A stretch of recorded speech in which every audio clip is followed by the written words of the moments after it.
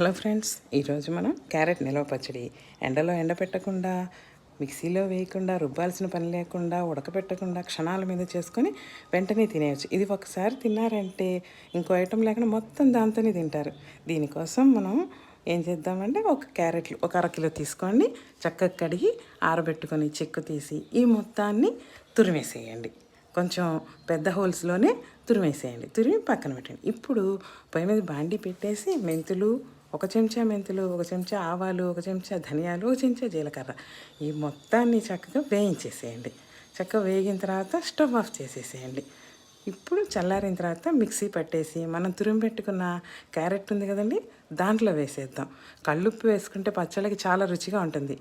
అరకప్పు ఉప్పు, ఒక గ్లాసు కారం, తర్వాత పసుపు ఈ మొత్తాన్ని, తర్వాత 2 నిమ్మకాయల రసం తీసి అది కూడా వేయండి. క్యారెట్ పులుపు ఉండదు కదండి, అందుకోసం ఈ మొత్తాన్ని కలిపేసి పక్కన పెట్టేసేయండి.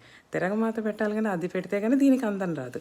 ఇప్పుడు బాండీ పెట్టేసుకోండి. దానికి మాత్రం చక్కగా శనగ నూనె కానీ పప్పు నూనె కానీ వాడండి. నువ్వుపప్పు నూనె అయితే ఇంకా రుచి. ఈ మొత్తాన్ని తిరగమాత గింజలు వేసి, ఎండుమిరపకాయలు వేసి వేగిన తర్వాత కరివేపాకు వేసేయండి. మీ అందరికీ ఇంట్రెస్ట్ ఉంటే కనుక చక్కగా చిన్నులపాయలు కూడా అందులోనే వేసి ఈ మొత్తం వేగిన తర్వాత మనం కలిపి పెట్టుకున్నాం కదండి క్యారెట్, దాంట్లో పోసేసి మొత్తాన్ని బాగా కలిపేసేయండి. చక్కగా కలిసి మొత్తానికి పట్టేస్తుంది. ఇప్పుడు చూసి నోరు ఊరిపోతుంది కదండి. దీన్ని అన్నంలోనే కాదండి, చక్కగా మనం దోశల్లో కూడా నంచుకొని తింటే చాలా బాగుంటుంది. క్యారెట్ అంటే ఆరోగ్యానికి చాలా మంచిది కదా, అందుకని తప్పకుండా మనందరం దీన్ని చేసుకొని చాలా సులువుగా చేసేసుకోవచ్చు. అప్పటికప్పుడు తినచ్చు. దీన్ని ఎన్ని రోజులైనా నిలవ పెట్టుకొని కూడా పెట్టుకోవచ్చు, మీ ఇష్టం.